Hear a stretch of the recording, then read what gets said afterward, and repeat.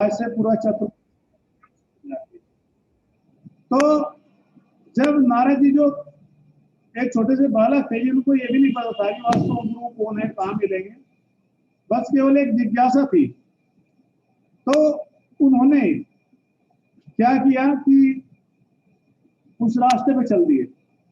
ध्यान सुनने की बात है, जो रास्ता जंगलों की ओर जा रहा था, पहाड़ों की ओर जा रहा था, नदियां, नाले, खाले, गांव, नगर, मंडी, खेत, खलियान, मकान, सबको चीरते जा रहे हैं, सबको चीरते जा रहे हैं। क्योंकि बरसात का मौसम होता है तो चारों तरफ जल ही जल भरा होता है। लेकिन उद्देश्य है कि गुरु के पास जाना है, उद्देश्य है कि गुरु को ढूंढना है, गुरु के पास जाना है मुझे। तो जब वे चलते गए चलते गए चलते गए, ऐसे में अब एग्जाम्पल दूंगा कि जिन लोगों को सही पता नहीं था आपके पास में, क्योंकि सबसे बड़ा एक्सक्यूज ये हो सकता है, आज ये कह सकते हो कि जिस व्यक्ति को पता ही ना हो गुरु कौन है उसको क्या होगा, तो उसका ही मैं बता रहा हूं। अगर सच्ची श्रद्धा है, सच्ची निष्ठा है कि मुझे गुरु मिले जो मुझे भव सागर पार कराए, जो मुझे इस भौतिक संसार से पार लेकर के जाए, तो क्या हुआ कि नारद जी को वहीं भगवान के दर्शन में, अंतर हृदय में दर्शन दिए भगवान ने। और दर्शन दे करके जैसे उनके हृदय में प्रकाश हुआ, दिव्य दिव्य ज्ञान हृदय प्रकाशिता, कि दिव्य ज्ञान से जो हृदय था वो प्रकाशित हो गया कि प्रेम भक्ति, जैसे प्रेम भक्ति जागी कि गुरु मुख पद्म वाक्य चिते तक करिया, क्या आना करिए मने आशा, ये आशा करे पूरे सर्वास, ये आशा है भगवत भक्ति के, सारी आशा को पूरी करेगी, दूसरी इच्छा नहीं रखनी चाहिए। तो वहीं पर भगवान ने कहा कि तुम्हें अगले जन्म में जो है मेरा मानस पुत्र बन करके आओगे तुम, और तुम्हें आगे का जो है भक्ति शुरू होगी। एक उदाहरण। दूसरा उदाहरण आता है सबरी जी का, कि सबरी का जन्म हुआ था एक बहुत ही सामाजिक दृष्टि से बहुत ही एक निम्न परिवार में। उनकी शादी होने वाली थी, जब शादी होने वाली थी उनको पता लगा कि मेरी शादी होने वाली है, तो वो बेचारी जो है पता देखा कि उनका जो बाड़ा था, एक बाड़ा मतलब होता है जहाँ पर पशु को रखते हैं, भेड़ों को, बकरियों को, तो गांव में टाटी सी लगा करके इकट्ठा कर देते हैं, मकान नहीं होता, वो सूखी लकड़ियों का बाड़ा बोलते हैं। तो उनकी 2 दिन बाद बारात आने वाली थी। तो उन्होंने अपने काका से पूछा कि हे काका जी, पड़ोस में रह रहे थे ताऊ जी, बड़े थे कोई, कि ये क्या हो रहा है, ये समझ में नहीं मुझे आ रहा है, ये पशुओं को क्यों लाया गया इकट्ठा करके। तो उसने कहा बेटी तुम्हें नहीं पता? बोला नहीं। बोला 2 दिन बाद तुम्हारी बारात आने वाली, इन सबका फीस्ट होगा, दावत होगी, इन सबको काटा जाएगा, प्लेट में सजाया जाएगा और मेहमानों को परोसा जाएगा, अर्थात ये सब के सब बेटियों की हत्या होगी। तो सबरी ने देखा कि चलो ये क्या हो रहा है, मतलब मेरी शादी होने जा रही है और अब ये शादी जो मेरी हो रही है इसमें इतने सब जीवों की हत्या हो रही है, मतलब मेरी शादी के लिए, मेरी इंद्र तृप्ति के लिए इतने जीवों की हत्या होगी, छोड़ दिया।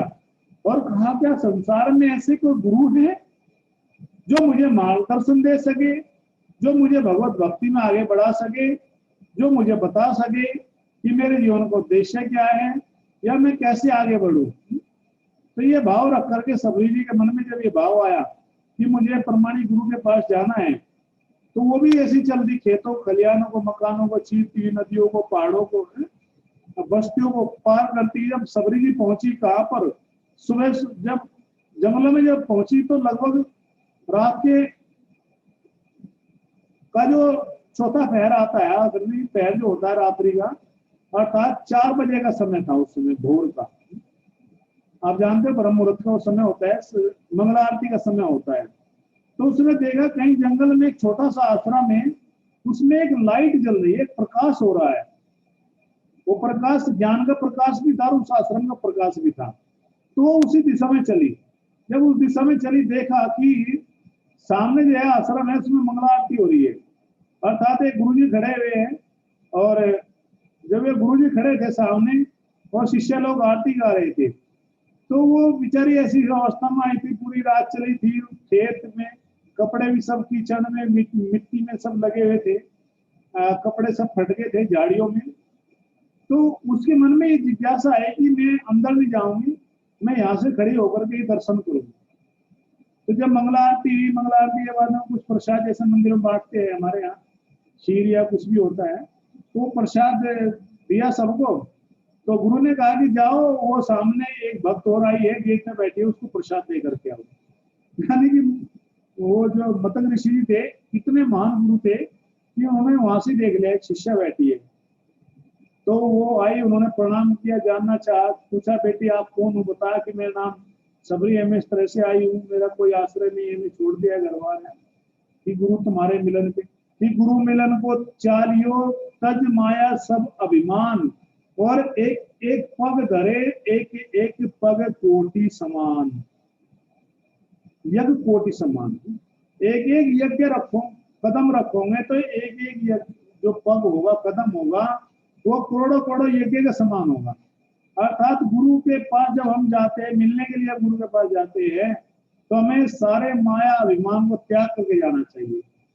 तो उन्हीं गुरु की कृपा से वो सबरी जी जो बाद में उनके शिष्य भी छोड़कर चले गए, तो गुरु ने कहा कि बेटी तुम्हारे जीवन में एक ऐसा समय आएगा कि तुम्हें निश्चित रूप से क्या होगा, प्रभु जी आएंगे, भगवान आएंगे, मैं तो उनके दर्शन नहीं कर पाया, लेकिन बेटी तुम्हें जरूर उनके दर्शन होंगे, तुम्हें जरूर उनकी भक्ति मिलेगी, तुम यहीं पर ही जो है बनी रहना।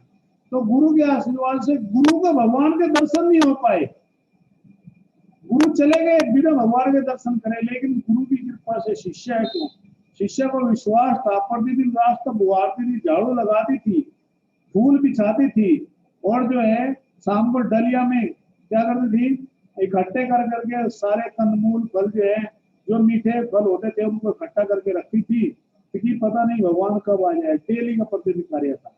एक दिन प्रभु ने देखा कि मेरी भक्ति इतने लंबे समय से मेरी प्रतीक्षा करती है, और जो है अब चल के दर्शन देना चाहिए। कि बिलनी दुहारे रास्ता आएंगे राम जी, कि बिलनी दुहारे रास्ता आएंगे राम जी, और खट्टे मीठे फल खाएंगे राम जी। कि जो मेरे खट्टे मीठे जो मेरा भाव है, भाव की भूखी हूँ, भाव ही एक सार है, और बांध लेते हैं भक्त मुझको प्रेम की जंजीर में, इसलिए धरा पर होता मेरा अवतार है। अन्न धन वस्त्र आभूषण कुछ ना मुझको चाहिए, प्रेम से एक फूल भी होता मुझे स्वीकार है। बांध लेते हैं भक्त प्रेम की जंजीर में, इसलिए धरा पर होता मेरा अवतार है। भगवान उन भक्तों के भाव को स्वीकार कर लेते हैं जो उनको वास्तव में हृदय के अंदर बसाना चाहते हैं, उनको हृदय के अंदर उतारना चाहते हैं। तब भगवान ऐसे भक्तों के भाव को स्वीकार करके, ऐसे भक्तों को जो है, ये ज्यादा पुरानी बात नहीं है, ऐसे हजारों इतिहास में घटनाएं मिलेगी। हमने एक बार करमेती बाई की घटना बताई थी। करमेती बाई की जो विवाह के समय छोड़कर चली गई थी, और जो है वहां पर मरे ऊंट की खाल में 4 दिन तक रही थी। सबसे ज्यादा जो शरीर जो बदबू आती है ऊंट के शरीर से आती है। मरे ऊंट के अंदर रही, छिप करके सैनिकों से, तब वो गुरु के आश्रम में हुई। इस तरह से जो है एक सहजाबाई हुई है। सहजाबाई की तो शादी में ही गुरु जी आ गए थे, हमने बताई थी वो घटना। कहा कि ये सहजाबाई कि तुमने एक मरे, मतलब एक मरे पति के लिए जो आए नहीं, कल मरेगा, 10-20 साल मरेगा, ऐसे पति के लिए काहे जो है तुमने जो है अपना जीवन बर्बाद कर रही हो। तुम असली पति की खोज में चलो, असली पति पाओ भगवान। तो उनको प्रमाणिक गुरु मिल गए। ऐसे हजारों लाखों लाखों उदाहरण है कि जो सच्ची निष्ठा होगी, सच्ची श्रद्धा होगी, तो आपको निश्चित रूप से गुरु मिल जाए। जैसे उदाहरण के लिए मैं बताऊं आपसे, मैं बहुत सारी संस्थाओं में गया, 3-3 साल तक रहा, कुछ भक्तों को पता भी है, 4-5 संस्थाओं में गया, लेकिन मुझे कहीं पर भी संतुष्टि इसलिए नहीं हो पाई क्योंकि उन लोगों ने कहीं संतुष्टि का उत्तर ही दिया, प्रश्न को उत्तर ही नहीं दिया। तब समझ में आया कि ये सब के सब लोगों की दुकान हो सकती है, मार्केटिंग हो सकती है, लेकिन ये प्रमाणिक गुरु नहीं हो सकते। कि जिनको यही नहीं पता है, जिनके यहाँ एक संस्था तो ऐसी है, उसमें कहते हैं कि आप प्रश्न नहीं कर सकते जी, आप बस आपको सुनना है। तो हमने कहा जब सुनना ही है तो फिर टीवी पे सुन लो, जब सुनना ही है, प्रश्न नहीं कर सकते किसी के जिज्ञासा को, क्योंकि उनको पता है कोई प्रश्न करेगा तुम्हारी दुकानदारी बंद हो जाएगी। तो जिसको डर है वही डरेगा आपके प्रश्नों से, जिसको डर नहीं, जिसका हृदय साफ है, जिसके हृदय में कोई पाप नहीं है, जो ओरिजिनल है, जो प्रमाणिक है, उसको क्या डर है किसी से। तो हमेशा हमें सच्चे हृदय से गुरु के प्रति समर्पण रखना चाहिए, तो तभी गुरु स्वीकार करना चाहिए। इस बात को मैं फिर से कह रहा हूँ, रिस्क नहीं लेना चाहिए। अगर खाने पीने की, संसार में रहने की इच्छा है, भाई देखो इच्छा तो इसलिए है ना क्योंकि 135 करोड़ की, 150 करोड़ की आबादी है, हमारे देश के प्रधानमंत्री जी बोलते इतनी आबादी है। अब वे सबके सब थोड़ा इच्छा रखते हैं जाने की। अब जब उनकी इच्छा ही नहीं है तो संसार में रहने दो, खाने दो, पीने दो, खांदे पींदे सोंदे और मर जाते। पंजाबी में कहावत है कि कुछ लोग संसार में खाते हैं, पीते हैं, सोते हैं, मर जाते हैं। तो ऐसे लोगों को गलती से गुरु नहीं बनाना चाहिए, नहीं तो लफड़ा हो जाएगा। और अगर क्योंकि नियम तोड़ोगे तो और जल्दी नरकों में जाऊंगे। यहाँ तक बताया गया है गरुड़ पुराण में तो कि जो लोग गुरु बना करे, गुरु की आज्ञा पालन नहीं करते, ऐसे लोगों को डायरेक्ट नरक में भेजा जाएगा और तेल के कढ़ाई में उनको डाला जाएगा। इतना भयानक उनको दंड मिलेगा। बाकी व्यक्ति को छोड़ा जा सकता है, जो व्यक्ति अनजाने में पाप करेगा जिसको नहीं होगा, लेकिन जो जानबूझ करके पाप करेगा। सबसे बड़ी समस्या यहाँ पर है कि जान लिया, जैसे सिलटबाजी उदाहरण देते थे, कहते थे कि जो पुलिस वाला है जिसको नियम पता है, अगर वो खुद नियम तोड़ेगा तो उसके लिए डबल पेनल्टी होगी, क्योंकि उसके लिए एक्सक्यूज नहीं है कि मुझे पता नहीं था। इसलिए बोलते हैं इग्नोरेंस इज नॉट एक्सक्यूज। गलती में कोई माफी नहीं है, भगवान के यहाँ गलती के लिए कोई माफी नहीं है। और ignorance is not bliss at all, और अज्ञानता में कोई भी सुख नहीं है। इस बात को हमें अपने हृदय पे लिख लेना चाहिए। Ignorance is not bliss at all, अज्ञानता में कोई सुख नहीं है।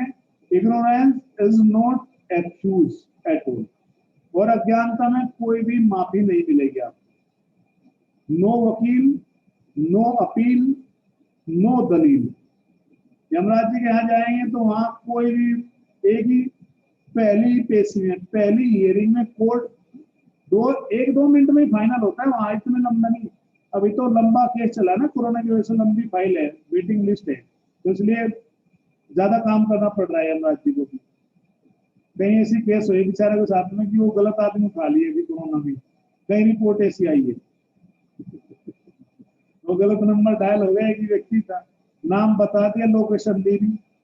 अब नाम बता, लोकेशन दी ने, नाम देखा भाई ये व्यक्ति है, अपने जीपीएस में सर्च किया किस गांव में इस नाम के व्यक्ति है, कि हाँ तो दूसरे व्यक्ति को उठा लेंगे। तो उसको उठाया, हॉस्पिटल वालों ने कहते तो डेथ घोषित है। अभी तो हुआ नानावती हॉस्पिटल बॉम्बे में, नानावती हॉस्पिटल है, आप लोगों को लग रहा तो मुझे अपनी तरफ से बता रहे हैं, जिसमें अमिताभ बच्चन का इलाज होता है, बहुत महंगा हॉस्पिटल है नानावती। तो उसमें उसको मर्द घोषित कर दिया। जब उसको ले जा करके जलाने वाले थे वो हिलने लगा, जो वो वहां ले जाने वाले थे, वे जो टीम थी पूरी, वो संस्कार करने वाली, वो छोड़ के भाग गई। बोले इसके अंदर तो भूत आ गया। उसने कहा अरे भूत भूत कुछ नहीं, मैं ठीक ठाक हूँ भैया, मुझे मेरे घर जाने दो।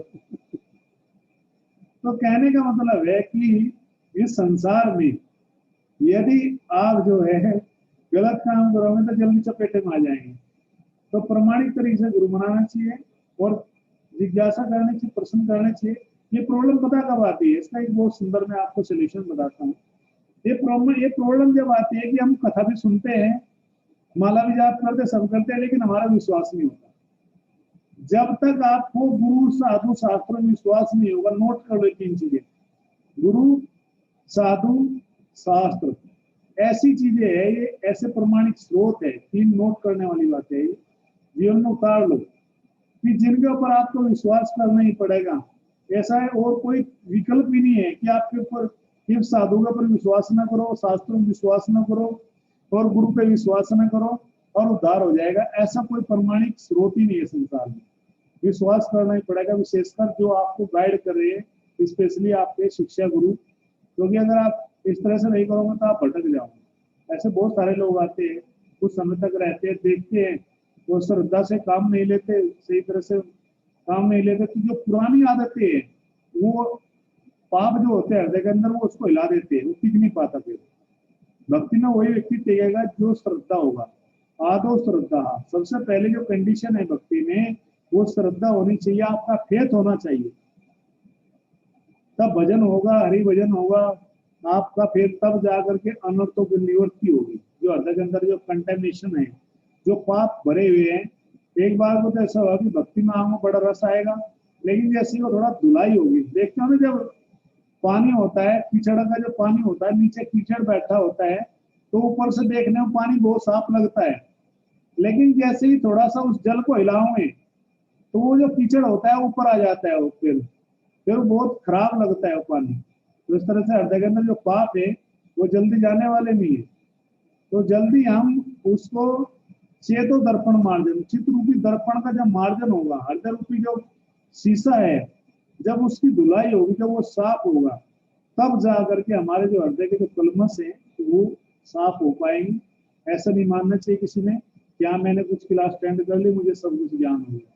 उसको लंबे समय तक एक प्रक्रिया में रहना पड़ेगा, प्रोसीजर में रहना पड़ेगा, क्योंकि ये एक प्रमाणिक विधि है। जिस विधि को हम स्वयं फॉलो करते हैं उसी को प्रमाणिक तरीके से मानना पड़ेगा।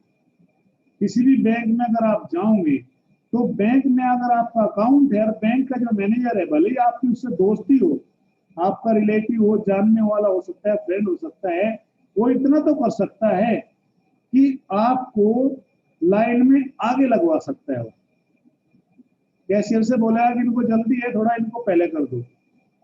लेकिन यदि आपके अकाउंट में पैसे ही नहीं है, आपका अकाउंट ही जीरो बटा सन्नाटा है, तो फिर आपका कुछ नहीं हो सकता। वो आपके अकाउंट में पैसे नहीं डाल सकता। इसलिए भक्ति की श्रद्धा तो आपको खुद करनी पड़ेगी, समर्पण भाव तो खुद लाना पड़ेगा, क्योंकि ये मार्ग ही समर्पण का मार्ग है।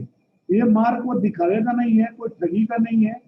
हमारे आचार्य को देखे प्रभुपाद जी को, कितना बड़ा समर्पण था, कितना बड़ा त्याग था। एक सत्य घटना बताता हूँ।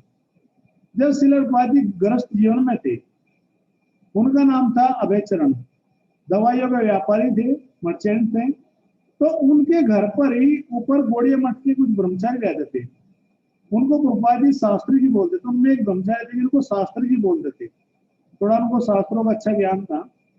तो एक बार प्रभुपाद जी बैठ करके, जो जीना होता है ना, सीढ़ियां होती है, स्टेयर्स होती है, उनके पास बैठ करके प्रभुपाद जी जप कर रहे थे। तो वो आए, उनके हाथ में ग्रंथ था। उन्होंने कहा कि अरे अभय चरण।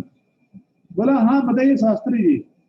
बोला मैं आज एक प्यार पढ़ रहा था, जैसा हम श्लोक बोलते हैं चेतन चेतन, तो उसको प्यार बोलते हैं, प्यार मैं पढ़ रहा था। और ये है कि पृथ्वी या चाहते नगर आदि सरोज, कि पृथ्वी या चाहते नगर आदि ग्राम और सर्वत्र प्रचार हो मोरो नाम। कि चैतन्य महाप्रभु ये कह रहे हैं कि पृथ्वी के नगर नगर गांव गांव में मेरे नाम का कलयुग में प्रचार होगा। लेकिन मुझे नहीं लगता कैसे प्रचार होगा। लोग कलयुग में इतने पापी है, कोई सुनने के लिए तैयार ही नहीं है। मुझे नहीं लगता, शायद ये महाप्रभु ने ऐसे ही कह दिए बातें, मतलब भक्तों को खुश करने के लिए, थोड़ी भावुकता में आकर के कीर्तन करते समय महाप्रभु ने बात बोल दी। तो प्रभुपाद जी बोलते हैं कि नहीं, ये प्रचार होगा, नगर नगर में होगा, गांव गांव में होगा, शहर शहर में होगा, देश देश में होगा, जिले में, राज्य में, मंडल में, सब जगह होगा, कस्बे में, टाउन में, सिटी में होगा। लेकिन तुम नहीं करोगे, आप नहीं करोगे, क्योंकि आपके मन में श्रद्धा ही नहीं, आप कैसे कर पाओगे।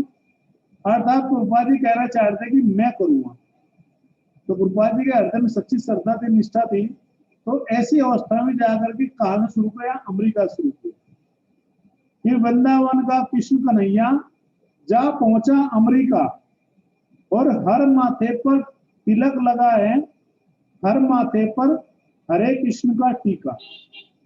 यानी कि प्रभुपाद जी भगवान को लेकर के अमेरिका चले गए। कहा कि हे कृष्ण, आपका प्रचार मैं अमेरिका शुरू करूंगा, क्योंकि भारत के लोग तो सुधरने वाले नहीं है, सुनने वाले नहीं। तो उनकी श्रद्धा थी, उनका इतना समर्पण था। उन्होंने वहां पर एक कविता लिखी है, मार्किन धर्म पढ़ना वैष्णव भजन में है? बड़ी कृपा केला कृष्णा अद मेरे जन्म। कि आपने इस अधम जन पर इतनी बड़ी कृपा की है कृष्णा, मैं नहीं बता सकता कि कैसे आप मुझे लेकर के आए हो। आपका जरूर यहाँ कुछ ना कुछ प्रयोजन है, और जब आपको कोई प्रयोजन है तो मैं आपके हाथ का पिल्ला हूँ, पप्पी हूँ, पपेट हूँ, आपके हाथ का मैं जो हूँ कठपुतली हूँ। आप जैसा चाहे तो मुझे मैक मी डांस, मुझे जैसा चाहे वैसा आप नचा सकते हो। तो ये श्रद्धा जब होगी तो हमें प्रमाणिक गुरु मिलेंगे। ऐसा कभी हो ही नहीं सकता कि आपके साथ में कभी ठगी हो जाए। भगवत गीता भगवान कहते हैं कि सदकर्म करने वाला व्यक्ति, अच्छे कर्म करने वाला व्यक्ति कभी बुराई को प्राप्त नहीं हो सकता। बुराई को जब भी हम प्राप्त होंगे जब हमारा मार्ग भी गलत होगा, हम गलत उद्देश्य लेके चलेंगे तो गलत जगह पहुंचेंगे। सही एड्रेस होगा तो सही जगह पहुंचोगे, गलत एड्रेस होगा तो गलत जगह पहुंचोगे। ये आपके ऊपर डिपेंड करता है। हरे कृष्ण, जय श्री कृष्ण। किसी वक्त में यहाँ पर क्वेश्चन है, कमेंट है तो